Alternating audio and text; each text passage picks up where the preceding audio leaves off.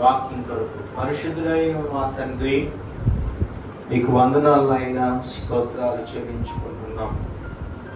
ఇంతవరకు మీరు మా ఎడల కృప చూపించు అయ్యా. మీరు నడిపించిన విధానమును బట్టి నీకు కృతజ్ఞతాస్తుతులు వందనాలు చెల్లిస్తూ ఉన్నాం.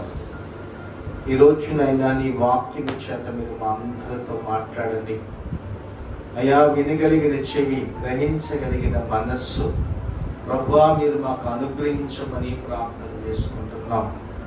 నీ వాక్యము చేత మీరు మాతో మాట్లాడండి. వాక్యపు లోతుల్లోకి మీరు మమ్మల్ని తీసుకొని వెళ్ళండి అయ్యా. అయ్యా, నన్ను నీ సిలువు చోటున మరుగుపరచమని ప్రార్థన చేసుకుంటున్నాం.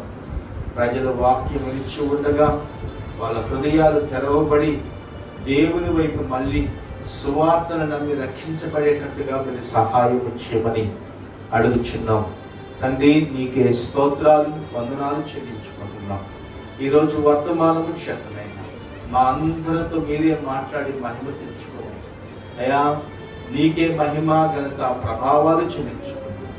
యేసుక్రీస్తు వారి నామములో ప్రార్థన చేసి అడిగి వేడుకుంటున్నాము తండ్రి, ఆమేన్. మన రక్షకుడును యేసుక్రీస్తు వారి నామములో అందరికీ వందనాలు. దేవుని వాక్యములో నుంచి కొన్ని విషయాలని మనం ధ్యానం చేద్దాం. బైబిల్ గ్రంథంలో, సామెతల గ్రంథంలో ఒక మాట మనం చదువుతున్నాం.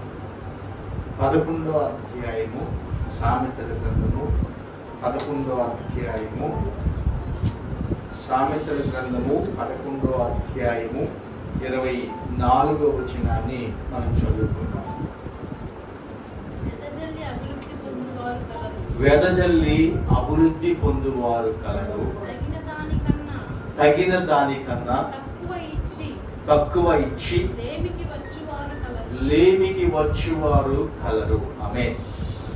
ఈ మాట మనము చూడగలిగితే ఎదజల్లుట, ఈరోజు ప్రభు మనతో మాట్లాడుతుందండి. ఎదజల్లుట, ఏటిని వెదజల్లాలి? బైబిల్లో మనము ధనమును ఎదజల్లటము కాదు, కానీ యేసు ప్రభు ఈ లోకానికి వచ్చినప్పుడు ఆయన సువార్తని ప్రకటించేటప్పుడు ఆయన ఒక మాట చెప్పాడు. మత్తయి సువార్త ఒకసారి మనం చదివితే 4వ అధ్యాయంలో, మత్తయి సువార్త 4వ అధ్యాయము, అక్కడ యేసు ప్రభు ఒక మాట చెప్తూ వెళ్తున్నాడు. 17వ వచనం చదువుకున్నాం. మత్తయి సువార్త 4వ అధ్యాయము 17వ వచనం. అప్పటి నుండి యేసు పరలోక రాజ్యము సమీపించి ఉన్నది కనుక మారు మనసు పొందుడని చెప్పుచు ప్రకటింప మొదలు పెట్టెను. ఆమేన్. యేసు ప్రభు వారు ఆ మాటలు చెప్తూ పరిగెత్తుతున్నాడు. ఆయన మొట్టమొదటి మాటలు ఏం చెప్తున్నాడంటే, సువార్తని ప్రకటించడానికి యేసు ప్రభు చెప్తున్నాడు. అక్కడ ఏం చదువుతున్నాడు? పరలోక రాజ్యము సమీపించి ఉన్నది, మారు మనసు పొంది, ఏదంట? పరలోక రాజ్యము సమీపించి ఉన్నది. ఇది ఆయన ఎదజల్లిన మాట, ఫస్ట్ మాట. ఆయన సువార్తని ఎలాగ ఎదజల్లాడంటే, మారు మనసు పొందాలి. ఎలా ఈ దేవుని వాక్యములో రాయబడుతుందంటే, యేసు ప్రభువే చెప్తున్నాడు, పరలోక రాజ్యము సమీపముగా ఉంది. సమీపంగా ఉందంట, దగ్గరగా ఉంది. ఎందుకు పరలోక రాజ్యముల గురించి యేసు ప్రభువే ప్రకటించి ఉన్నాడంటే, ఆ రోజుల్లో చదువుదాం మాట 17వ వచనంలో, అప్పటి నుండి యేసు పరలోక రాజ్యము సమీపించి ఉన్నది కనుక మారు మనసు పొందు అని చెప్పుచు ప్రకటించ మొదలు పెట్టాడు. మారు మనసును గురించి ఎదజల్లడం మొదలు పెట్టాడు యేసు క్రీస్తు. ఈ రోజుల్లో చాలా మంది ధనమును ఎలబెడుతున్నారు, పబ్లిసిటీ తన గురించి తను చేసుకుంటున్నారు. కానీ పరలోక రాజ్యమును గురించి, నీతిని గురించి, దాని బోధన గురించి, నీతిని యథార్థతను గురించి ప్రకటించే వాళ్ళు తక్కువ. అందుకే యేసు ప్రభు ప్రకటన చేసింది, పరలోక రాజ్యము సమీపించి ఉన్నది, మీరు మారు మనసు. సమీపంగా ఉందంట. ఆ పరలోక రాజ్యానికి వెళ్ళాలని ఆశపడుతున్నాం మనం అందరం. అయితే ఒక విషయాన్ని గమనించండి, ఎదజల్లాలి. ఏటిని ఎదజల్లాలంటే యేసు ప్రభు శిష్యుల్ని ఇద్దరిద్దరిని పంపించాడు. బైబిల్లో మనం చదివితే మత్తయి సువార్తలోనే 10వ అధ్యాయంలో 5వ వచనం చదివితే అక్కడ ఒక మాట, యేసు 12 మంది పంపుచు వారిని చూసి వారికి ఆజ్ఞాపించినది ఏమనగా, మీరు అన్ని జనుల దారిలోనికి వెళ్ళకండి, సమరయుల ఏ పట్టణములోనైనను ప్రవేశింపడకు గాని ఇశ్రాయేలు వంశములోని నశించిన గొర్రెల యొద్దకు వెళ్ళండి, వెళ్ళుచు పరలోక రాజ్యము సమీపించి ఉన్నది. ఏదంట? యేసు ప్రభు ఏదైతే మొదలు పెట్టాడో తన శిష్యులకు కూడా అదే చెప్తున్నాడు. ఇదిగో పరలోక రాజ్యము సమీపించి ఉన్నది అని ప్రకటన చేయండి. కింద వచ్చిన వాళ్ళు కూడా చదివితే అక్కడ బాగుంటుంది. ఇశ్రాయేలు వంశములో గొర్రెల యొద్దకు వెళ్ళుడి, వెళ్ళుచు పరలోక రాజ్యము సమీపించుదని ప్రకటించుడి, రోగులను స్వస్థపరచుడి, చనిపోయిన వారిని లేపుడి, కుష్ఠరోగులను శుద్ధులుగా చేయండి, దయ్యములు వెళ్ళగొట్టండి, ఉచితముగానే పొందితిరి. ఉచితముగా యేసు ప్రభు చెప్తున్నటువంటి విషయాలు మొట్టమొదటిగా యేసు ప్రభు మొదలు పెట్టింది ఏంటంటే పరలోక రాజ్యము సమీపముగా ఉన్నది. ఎక్కడుందంట? శిష్యులకు కూడా అదే చెప్పాడు, పరలోక రాజ్యము సమీపముగా ఉన్నది, రోగులను స్వస్థపరచండి, దయ్యములను వెళ్ళగొట్టండి, ఎదజల్లమని యేసు ప్రభు చెప్పాడు. ఆమె ఈ వాక్యము ఎలాగ ఎదజల్లబడిందంటే ప్రపంచ దేశాలన్నిటికీ కూడా యేసుక్రీస్తు ప్రారంభించిన వాక్యం. యేసు ప్రభు ప్రారంభించింది పరలోక రాజ్యముల గురించి ప్రారంభించాడు. ఇదిగో ఒక రాజ్యము రాబోతుంది. యేసు ప్రభువుతో పాటు సులువు మీద ఉన్న దొంగ కూడా యేసు ప్రభుని అడుగుతాడు, తండ్రి నీ రాజ్యమునికి నేను వచ్చినప్పుడు నన్ను జ్ఞాపకం చేసుకోమని యేసు ప్రభుతో చెప్పాడు. అంటే పరలోక రాజ్యానికి ఏముందంట? ప్రాముఖ్యత కలిగి ఉన్నది. ఆ పరలోక పట్టణానికి వెళ్ళాలంటే ఏమి చేయాలంటే నమ్మి ఏం చేయాలంట? నమ్మాలి. యేసు ప్రభువుని హృదయంలో నమ్మాలి. ఎలాగ నమ్మాలి అంటే మనస్సు పూర్వకంగా నమ్మాలి. అందుకే యేసు ప్రభు చెప్పాడు. మార్కు సువార్తలో 11వ అధ్యాయము 24వ వచనాన్ని ఒకసారి చదువుదాం. మార్కు సువార్త 11వ అధ్యాయం 24వ వచనం. అందుచేత మీరు ప్రార్థన చేయనప్పుడు మీరు అడుగుచున్న వాటిని అన్నిటినీ పొంది ఉన్నామని నమ్మండి. ఏంటంట? ప్రార్థన చేసేటప్పుడు ఇదిగో మీరు అడుగుచున్న ఇవన్నీ కూడా పొంది ఉన్నామని నమ్మమని యేసు ప్రభువు చెప్పాడు. ఏటిని పొందుతామంటే మనం ఏదైతే దేవుని సన్నిధిలో ప్రార్థన చేస్తామో, ఏదైతే దేవుని సన్నిధిలో మనం అడుగుతామో, ఏదైతే దేవుని సన్నిధిలో మనం ఏకీభవించి ప్రార్థన చేస్తామో అది నమ్మమని యేసు ప్రభువు చెప్తున్నాడు. మీరు అడుగుచున్న వాటినల్లా పొంది ఉన్నారని నమ్ముడి. ఏంటంట? యేసు ప్రభు చెప్తున్నాడు పరలోక రాజ్యము సమీపించి ఉన్నది, మారు మనసు పొందమని యేసు ప్రభు చూడండి. మారు మనసు. పరలోక రాజ్యానికి ఒక వ్యక్తి వెళ్ళాలంటే ఇదిగో ఎదజల్లుతూ ఉన్నాడు దేవుని వాక్యము. యేసు ప్రభు ప్రపంచమంతటికి కూడా ఎదజల్లుతూ కనపడ్డాడు. ఆయన ప్రకటించిన మాటలు శిష్యులకు కూడా చెప్పి పంపిస్తున్నాడు. ఏం చెప్పాడమ్మా? ఏం చెప్పాడు? మత్తయి సువార్త 10వ అధ్యాయంలో చదువుదామా? మత్తయి సువార్త 10వ అధ్యాయంలో యేసు ప్రభు చెప్పిన మాటలు తన శిష్యులకు చెప్పాడు. ఇదిగో పరలోక రాజ్యము సమీపించి ఉన్నది, మారు మనసు పొందమని సమీపించిందని ప్రకటన చేయడం మొదలుపెట్టాడు. పరలోక రాజ్యాన్ని గురించి యేసు ప్రభువే చెప్తున్నాడు. ఆ రాజ్యము వాడబారిని రాజ్యం అని మనం చూస్తున్నాం. ఆ రాజ్యములో ఎవరు వెళ్తారు? ఆ రాజ్యానికి వెళ్ళాలంటే ఏమి చేయాలంటే ఇదిగో మనస్సును మార్చాలి, మారు మనస్సు పొందాలి. యేసు ప్రభు దగ్గరికి ఒక ఆయన వచ్చాడు, నికోదేమని ఒక అధికారి యేసు ప్రభు దగ్గరికి వచ్చాడు. యూదులందరికీ అధికారతను యేసు ప్రభు దగ్గరికి రాత్రి పూట వచ్చి కలుసుకొని అడిగేవాడు, ప్రభువా నీవు అద్భుతాలను చూస్తున్నామయ్యా, నువ్వు అనేకులు రోగులని స్వస్థపరుస్తున్నావు, అనేక దయ్యములను వెళ్ళగొడుతున్నావు, చనిపోయిన వారిని లేపుతున్నావు అని యేసు ప్రభు దగ్గరికి వచ్చి చెప్తూ యేసు ప్రభుతో అడుగుతున్నాడు. ఆ మాటలు మనం చదివితే ఎప్పుడు ఉంటుంది, ఉందా బైబిల్లో?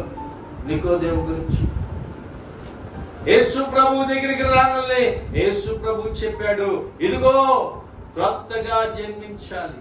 ఏం జన్మించాలంట? క్రొత్తగా ఎలా జన్మిస్తారు? క్రొత్తగా ఎలా మళ్ళీ తల్లి గర్భంలోకి వెళ్ళాలి అని యేసు ప్రభుని అడుగుతూ ఉంటే యేసు ప్రభు చెప్పాడు, ఒకడు నీటి మూలముగా గాని దేనండా ఆత్మ మూలముగా గాని జన్మిస్తే గాని పరలోక రాజ్యానికి వెళ్ళటానికి కుదరదు. ఆమేన్. బైబిల్లో యేసు ప్రభు అదే చెప్పాడు, నీటి మూలముగా ఆత్మ మూలముగా జన్మించాలి. యేసు ప్రభుతో చెప్పాడు, అయ్యా నేను ఇప్పుడు ముసలివాణ్ణి, తల్లి గర్భములోకి మళ్ళీ వెళ్ళాలంటే కుదరదు, అందుకే ఇప్పుడు మరి నీటి మూలముగా జన్మిస్తాను, ఆత్మ మూలముగా కూడా జన్మిస్తానని యేసు ప్రభుతో చెప్పాడు. అతని గురించి యేసు ప్రభు చెప్పాడు. ఏం చెప్పాడమ్మా? ఏం చెప్పాడు? యేసు ప్రభు అదే చెప్పాడు, ఇదిగో నువ్వు క్రొత్తగా జన్మించాలి, హృదయము మార్చబడాలి. యేసు ప్రభు మొట్టమొదటిగా ఎదజల్లిన వాక్యాన్ని మనం చూడగలిగితే ఆయన పరలోక రాజ్యముల గురించి ఎదజల్లుతూ వచ్చాడు. ఆ రాజ్యం వ్యాప్తి కొరకు పనిచేశాడు. ఆమేన్. ఆ రాజ్యములోనికి పోవాలంటే నీతిమంతులు మాత్రమే ఆ రాజ్యములోనికి వెళ్తారు. ఎందుకు ఆ రాజ్యములోనికి వెళ్తారంటే నీతిమంతులకు మాత్రమే ఆ రాజ్యములో వెళ్ళే అవకాశం దొరికింది. ఎన్నో అధ్యాయం ఏమొచ్చిన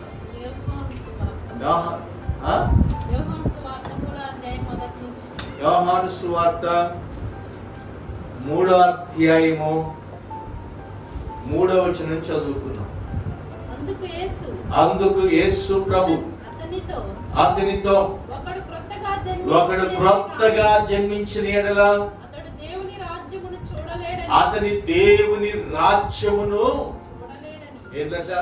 ఏ రాజ్యం అంట? దేవుని రాజ్యము. దేవుని రాజ్యానికి వెళ్ళాలని యేసు ప్రభు అక్కడ చెబుతున్నాడు. క్రొత్తగా జన్మించాలి. ఒక వ్యక్తి క్రొత్తగా జన్మించాలంటే ఏం చేయాలంటే మనస్సును మార్చుకోవాలి. యేసు ప్రభు మొట్టమొదటి ప్రకటన చేయడం కూడా మొదలు పెట్టింది, ఇదిగో పరలోక రాజ్యము సమీపించి ఉన్నది, మారు మనసు మీరు పొందండి. నికోదేముతో కూడా అదే చెప్పాడు, మారు మనసు. ఈరోజు మారు మనసు పొందిన పిల్లలు ఎలా ఉండాలి? నేను మారానండి, ఇదిగో నా ప్రవర్తన మారాలి. మారు మనసు అంటే ఏంటంటే ఇదిగో పాత జీవితం లాగా ఉండకూడదు. మారు మనసు అంటే ఏంటంటే ఇదిగో క్రొత్తదనముగా నేను జీవించాలి. మారు మనసు ఏంటంటే ఇదిగో దేవుని కొరకు నేను నమ్మకమైన దాసుడుగా నివాసము చేయాలి. అది మారు మనసు. ఆమేన్. ఈరోజు చాలా మంది మారు మనసు పొందామంటున్నారు కానీ మార్పు చెందని మనసు. మార్పు చెందాలి కదా, మాట మారాలి కదా, మనసు మారాలి కదా, ప్రవర్తన మారాలి కదా, ఆత్మీయ జీవితం మారు మనసు పొందాలి కదా, ఇదిగో ప్రార్థనా శక్తి కలిగి ఉండాలి కదా, వాక్యము ప్రతిరోజు చదవాలి కదా. అది కదా మారు మనసు అంటే. ఎప్పుడో వారానికో 10 రోజులకో 20 రోజులకో ఎప్పుడో గుర్తొచ్చినప్పుడు చదవటం కాదు వాక్యం. కీర్తన గ్రంథంలో ఒక మాట ఉంటుంది, దివారాత్రములు దాన్ని ధ్యానించువాడు ధన్యుడు, అతని నీతి కాలమున ఏరున నాటబడినది. వాక్యము ధ్యానం చేయకపోతే నీరు లేని చెట్టులాగా ఎండిపోతారు. వాక్యము చదవకపోతే చెట్టు ఎలాగ ఎండిపోయిందో అలాగే ఎండిపోతామంట. ఆత్మీయ జీవితంలో ఎండిపోయిన చెట్టుని ఏం చేస్తారండి?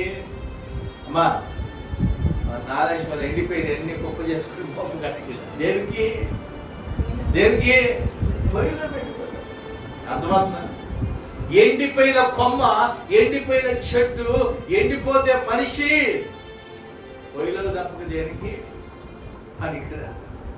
దేవుని వాక్యము కూడా నువ్వు అలాగే చదవకపోతే నీ ఆత్మ సంబంధమైన జీవితాన్ని ఎండిపోకూడదండి. అందుకే యేసు ప్రభు చెప్పాడు, ఇదిగో అతని నీటి కాలమున ఏరున నాటబడినదై ఆకువాడక తన కాలమందు ఫలమిచ్చి చెట్టు వలె ఉండును. నీటి కాలమున నాటబడిన చెట్టుగా మార్చబడి. అందుకే యేసు ప్రభు చెప్పాడు. ఏం చెప్తున్నాడంటే యేసు ప్రభు ఒక మాట చెప్తున్నాడు. ఏంటంట? అదిగో ఎదజల్లి, చదువుతారా సామెతల గ్రంథము 11వ అధ్యాయం 24వ వచనం చదువుకున్నాం. వెదజల్లి అభివృద్ధి పొందువారు కలరు. వాక్యమును ఎదజల్లాలి. ఈరోజు అనేక కుటుంబాల్లో వాక్యము లేక, మారు మనసు లేక నశించిపోయే లేని కుటుంబాలుగా ఉన్నాయి. ఇదిగో పశ్చాత్తాపం లేని కుటుంబాలుగా ఉన్నాయి. ఎవరైతే దేవుని వాక్యాన్ని వింటారో వాళ్ళ హృదయాల్లోకి సమాధానం అనేది హృదయం పోయింది. ఆమేన్. సమాధానం అనేది పోయింది. ఎందుకు సమాధానం అనేదంటే వారు హృదయాలు మార్చుకున్నారు. మార్చబడిన హృదయము ఎప్పుడు కూడా మరలా మారు మనసు పొందాలి. ఆమేన్. యేసు ప్రభువే చెప్పాడు, మారు మనసు పొందాలి. ఈరోజు మారు మనసు మారిన తర్వాత అపోస్తలుల కార్యం 9వ అధ్యాయంలో అక్కడ ఒక సౌలుగా ఉన్న వ్యక్తి యేసు ప్రభు శిష్యుల్ని బెదిరిస్తూ, సంఘాన్ని హింస పెడుతూ, బాధ పెడుతూ, అనేకుల్ని హింస పెడుతున్నటువంటి వ్యక్తిగా కనపడతాడు. ఇతను మారు మనసు లేదు. ఇదిగో యేసు ప్రభువుని గురించి ప్రకటన చేయనీడు. అనేక హృదయాలను బాధ పెట్టేవాడు. ఇతనికి ఏం దొరికిందయ్యా అంటే అకస్మాత్తుగా ఒక వెలుగు ప్రకాశించింది. ఆ వెలుగులో ఒక స్వరం వింటున్నాడు.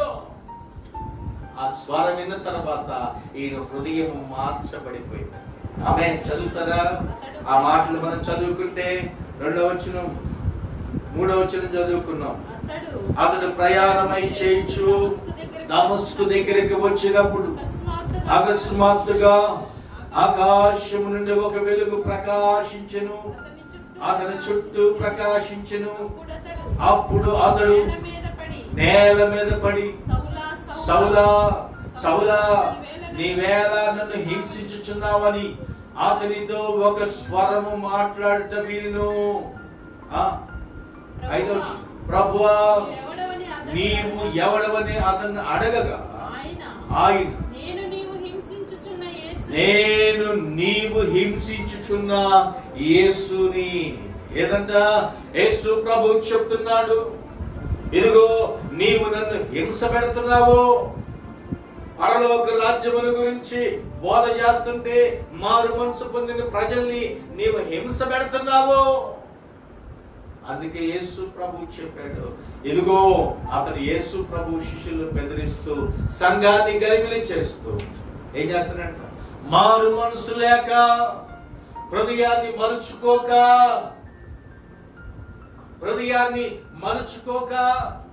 సంఘాన్ని హింస పెడుతూ దేవుని వాక్యానికి వ్యతిరేకంగా నడుస్తూ ఉండగా దేవుడు అకస్మాత్తుగా దర్శించాడు. ఇదిగో ఆ మాటలు వినంగానే అతను నేల మీద పడి కళ్ళన్నీ కనబడక పుసిలు గట్టిపోయి, అయ్యా ప్రభువా ప్రభువా ఇదిగో నీవు ఎవరివి, నీ స్వరంతో మాట్లాడుతున్నావు అంటే అప్పుడు యేసు ప్రభు చెప్తున్నాడు, నీవు హింసించుచున్న యేసును నేను. ఆమేన్. ఎవరంట? ఇతనికి మారు మనసు కలిగింది. మారు మనసు కలిగి పశ్చాత్తాపంతో ప్రార్థన చేస్తున్నాడు. చదువుతారా 11వ వచనం. అతడు ప్రభువా ఇదిగో నేనున్నాను. అందుకు ప్రభు నీవు లేచి తిన్నదనబడి వీధికి వెళ్ళి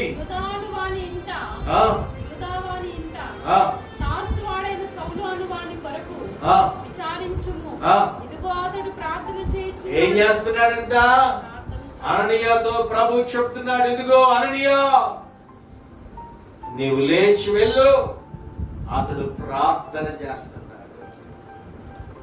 మారు మనసు పొందిన తర్వాత మొట్టమొదటిగా సౌలు చేసినటువంటి పౌలుగా మార్చబడేటప్పుడు ఇదిగో ప్రార్థన చేశాడు. ఏమని ప్రార్థన చేశాడంటే, అయ్యా నేను పాపిని, నా దోషము క్షమించు, సంఘాన్ని హింసించాను, క్రైస్తవులను బాధ పెట్టాను, అనేకులు మత చాందస్తులుగా చేశాను, నన్ను క్షమించు ప్రభు అని పౌలు పశ్చాత్తాపంతో 3 దినములు ప్రార్థన చేశాడండి. ఎన్ని దినాలండి?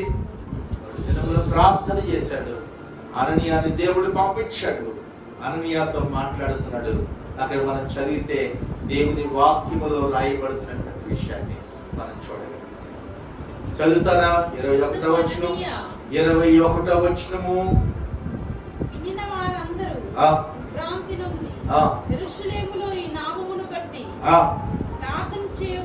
ప్రార్థన చేయువారి అందరినీ నాశనమును చేసిన వాడు ఇతడే కదా.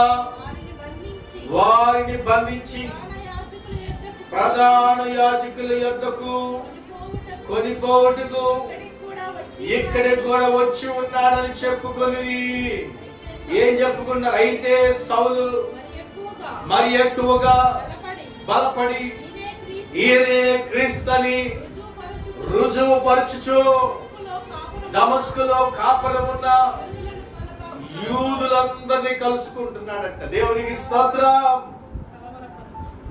ఏదంట? అనేకుల హృదయాలు కలవరపడేటట్టు చేస్తున్నాడు.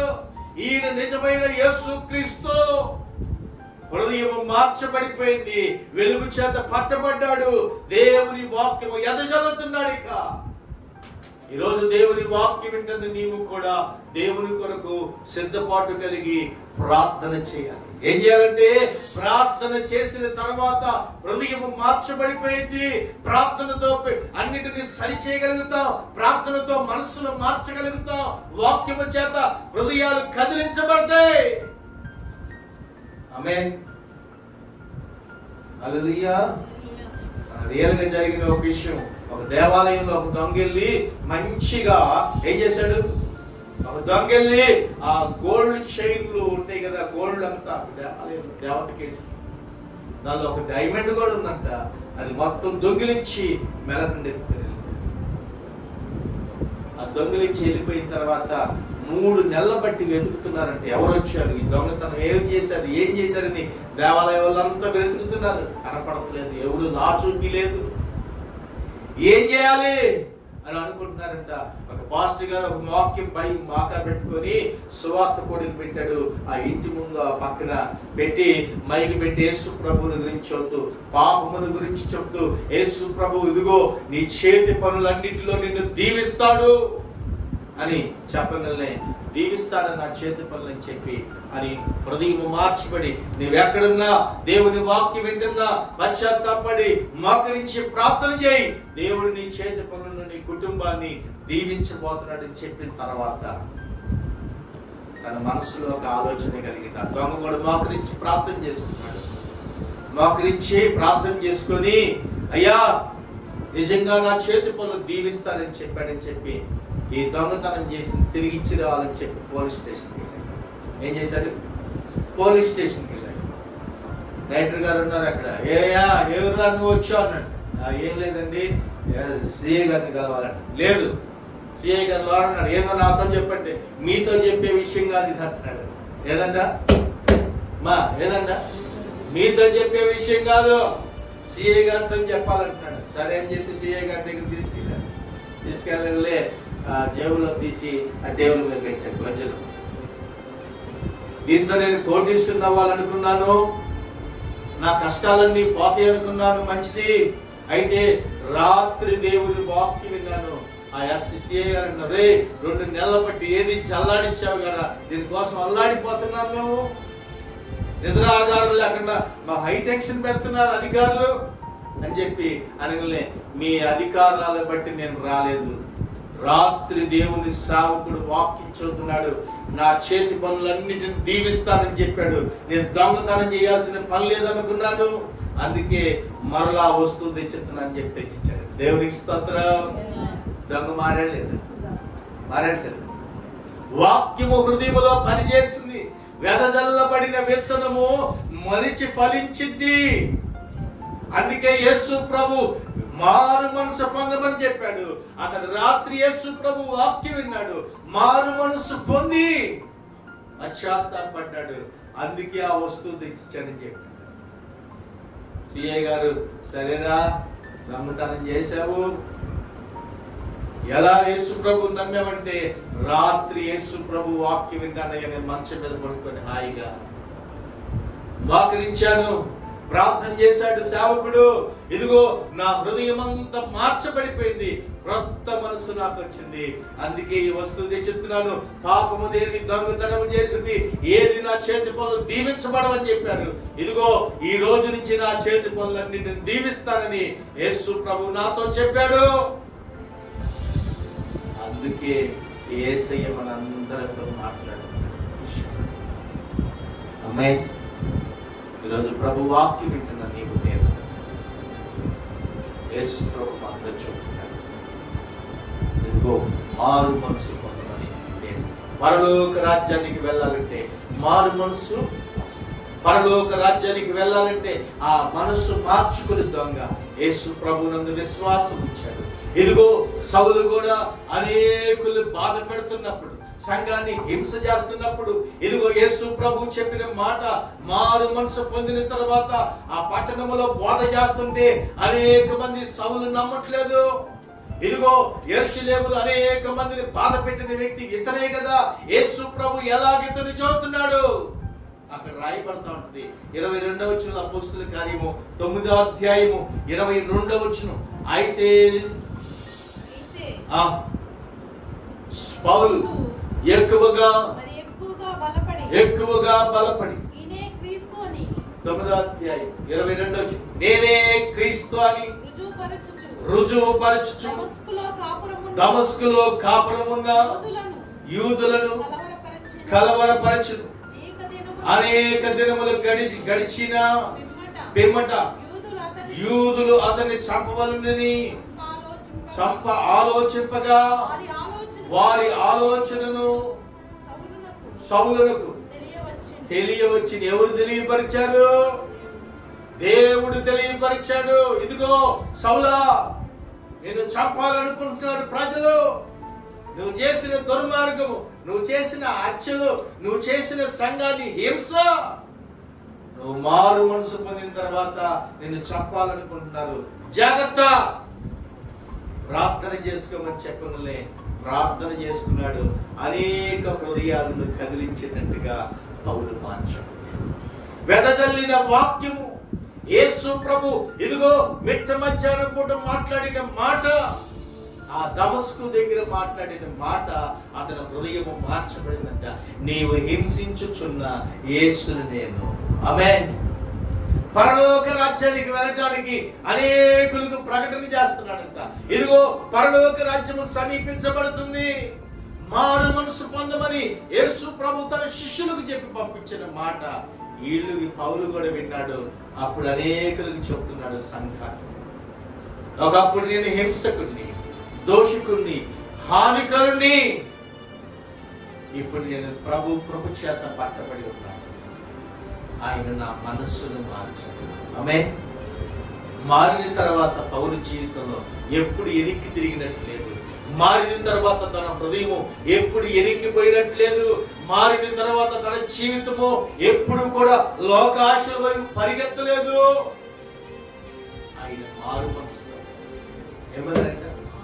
ఏమన్నారంట? మారు మనసు. ఈరోజు మరి మారు మనసు పొందుతున్నావా? పొందితే నీ ఆత్మ జీవితం ఎలాగుంది?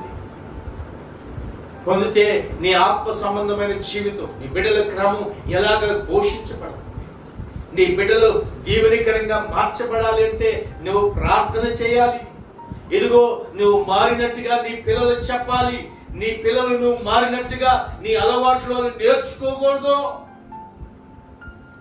మారాను నేను, మారినట్టు పిల్లలకు కనపడేటట్టుగా నీ ప్రవర్తన కనపడాలి. ఆమేన్. సౌలు అక్కడ మారినట్టుగా అనేక మందిని యేసు ప్రభువుని గురించి ప్రకటన చేయడం మొదలు పెట్టాడు. ఎవరు నమ్మట్లేదు, కలవరపడుతున్నారు యూదులు. కలవరపడే వాళ్ళకు కూడా యేసు ప్రభు చెప్తున్నటువంటి మాటలు అనేకులకు చెప్తున్నాడు. యేసు క్రీస్తుని నమ్మండి, ఆయన నిజమైన క్రీస్తు, ఆయన నన్ను దర్శించాడు, ఆయనతో నేను ఉన్నాను, ఆయన నన్ను రక్షించినటువంటి వాడు నా ప్రాణమును సైతం కూడా లేపగలిగాడు. మారు మనసు అంటారండి. ఈరోజు మారు మనసుకు తగినట్టుగా ఫలమును అనుభవించాలి. యేసు క్రీస్తుతో పాటు సిలువల మీద, ఇదిగో ఆ గొల్గొతా కొండ మీద యేసు ప్రభువుతో పాటు సిలువ వేయబడినటువంటి ఒక దొంగ యేసు ప్రభువుని అడుగుతున్నాడు, అయ్యా అయ్యా అయ్యా, ఈ బాధ తట్టుకోలేకపోతున్నాను, ఈ వేదన తట్టుకోలేకపోతున్నాను, ఈ రక్తం అంతా కారినట్టుగా ఉంది, అయ్యా నా కాళ్ళు నరికి వేయబడ్డాయే, నరికి వేస్తామనుకుంటున్నారయ్యా నా కాళ్ళు, ఒక్కసారి నన్ను దర్శించు నాయనని, అయ్యో నిన్ను నీవు రక్షించుకొని నన్ను కూడా రక్షించమని పశ్చాత్తాపడి అడుగుతున్నాడు. అప్పుడు ఇంకొక వ్యక్తి అంటున్నాడు, ఆయన రక్షించుకోవటం ఏమో కానీ దిగటం ఇప్పుడు కుదిరే పని కాదు, ప్రజలందరి నిమిత్తమైన శ్రమపరచబడాలి, ప్రజలందరి నిమిత్తమైన ఇదిగో కొరడాలు పెట్టి కొట్టబడ్డాడు, గాయపరచబడ్డాడు, హింస చేయబడ్డాడు, ప్రజలందరి నిమిత్తం యేసుక్రీస్తు సిలువ మీద వేలాడటానికి ఇష్టపడ్డాడు. ఆ సిలువలో వేలాడిన యేసుక్రీస్తు ఇదిగో అనేకులకు రక్షణార్థంగా మార్చబడ్డాడు. ఆ దొంగ ఇంకొక దొంగ అడుగుతున్నాడు, అయ్యా నేను దొంగతనాలు చేశాను, అనేకులు బాధ పెట్టాను, అనేక కుటుంబాలు హింస పెట్టాను, నన్ను దయతో క్షమించు, నీ రాజ్యానికి ఈ పూట నేను రాబోతున్నాను, నీ రాజ్యములోనికి నేను రాబోతున్నాను, నన్ను ఒకసారి జ్ఞాపకం చేసుకో ప్రభుని తన హృదయాన్ని మార్చుకున్నాడు. చివరి క్షణాలు ఇక లేదు అవకాశం, చనిపోతే నరకంలోకి వెళ్ళిపోతాడు అనుకున్నాడు, చనిపోతే అగ్నిగుండంలోకి వెళ్ళాలనుకున్నాడు, ఆ అగ్నిలో పురుగు చావదు, ఆ అగ్నిలో వేదన పడే స్థలాల్లో ఉండకూడదని చెప్పి చివరికి పశ్చాత్తాపడి ప్రభువుని ఇదే సమయం, ఏ సమయం, ఇదే సమయం అని చెప్పి యేసు ప్రభుని అడుగుతున్నాడు, అయ్యా ఈ రాజ్యంలోనికి నేను రాబోతున్నాను, నన్ను జ్ఞాపకం చేసుకున్నాను.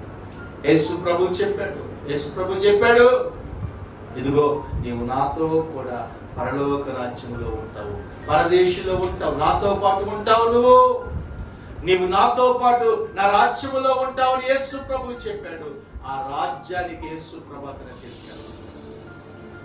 యేసు ప్రభు ఇప్పుడు రాబోతున్నాడు మరి మారు మనసు పొందిన మనము అనేకులకి వాక్యాన్ని వెదజల్లుతున్నాం. ఈరోజు మారు మనసు పొందిన నీవు, ఇదిగో మారు మనసు పొందిన నేను, ఇదిగో అనేకులకు మాదిరిగా కనపడుతున్నామండి.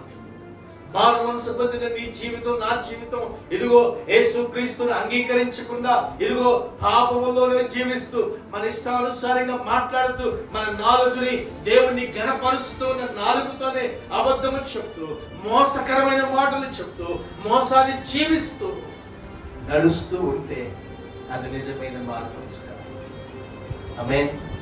నిజమైన మారు మనసు ఏంటంటే యథార్థత కలిగి యేసు ప్రభు ఎదుట మనం మారు మనసు పొందామని ఆయన గుర్తించగలిగి బైబిల్లో ఒక మాట ఉంది, నీతిమంతులు, సామెతల గ్రంథము 15వ అధ్యాయం 29వ వచనాన్ని ఒకసారి చదువు.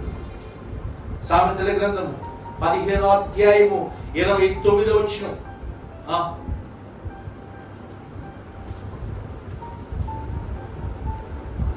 భక్తిహీనులకు యెహోవా దూరస్తుడు, నీతిమంతుల ప్రార్థన ఎవరంట? భక్తిహీనులకు దేవుడు దూరస్తుడంట. అంటే భక్తిలో హీనత కలిగి ఉంటే దేవుడు ఎవరికి దూరంగా ఉంటాడంటే నీకు, నీ ఆత్మీయ జీవితానికి దూరంగా ఉంటాడు. భక్తిలో హీనత ఉండకూడదు. నీతిమంతుల ప్రార్థన అంట ఏం చేస్తాడంట? నీతిమంతుల ప్రార్థన ఆయన అంగీకరిస్తాడంట. ఎవరైతే దేవుని కొరకు నీతి కలిగి నడుచుకుంటామో, ఎవరైతే మన ఆత్మీయ సంబంధమైన జీవితాన్ని ప్రవర్తిస్తామో, వాక్యం వినటం కాదు, వాక్యానుసారంగా బ్రతకటం సాక్ష్యం. యేసు ప్రభుదే చెప్పాడు, ఇదిగో ఆయన సాక్ష్యం ఎదజల్లుతూ ఉన్నది. యేసు ప్రభువే చెప్పాడు, నా యందు పాపం ఉందని ఎవరైనా రూపించండి. పాపము నా యందు ఉన్నది. పాపము మాటలు ఏమన్నా మాట్లాడానా, అబద్ధమైన మాటలు ఎక్కడైనా ప్రకటించానా, ఎవరికైనా నేను అన్యాయముగా చేశానా, ఇదిగో నాలో ఎవరైనా పాపం ఉంటే చూపించమని యేసు ప్రభువే చెప్పాడు. యేసు ప్రభువే చెప్పాడు. యేసు ప్రభువే చెప్పాడు. మరి మనలో పాపం ఉందని ఎంతమంది చెబుతా ఉంటారు? చూడండి, బైబిల్ గ్రంథంలో ఒకసారి చదువుకున్నాం. యోహాను రాసిన సువార్త 8వ అధ్యాయము 46వ వచనం. యోహాను సువార్త 8వ అధ్యాయము 46వ వచనం చదువుకున్నాం.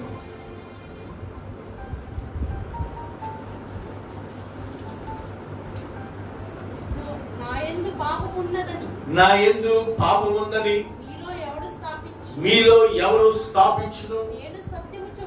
నేను సత్యము చెప్పిన యెడల ఎందుకు నమ్మట్లేదు? మీరు ఎందుకు నన్ను నమ్మరు?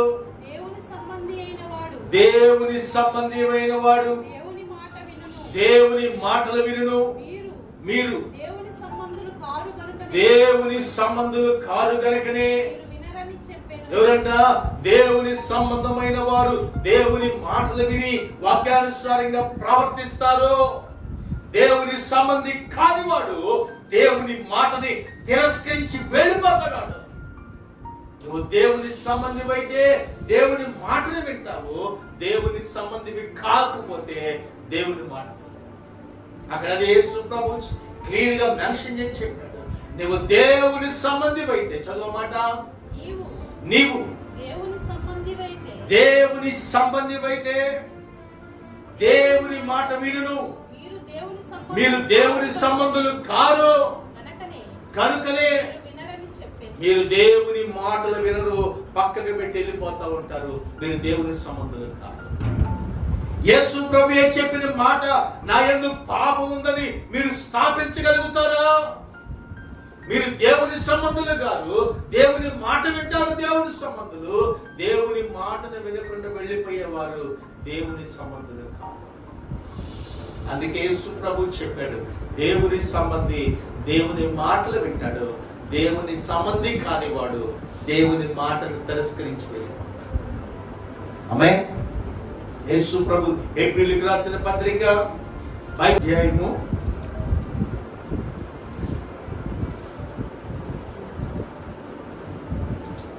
29వ వచనం చదువు.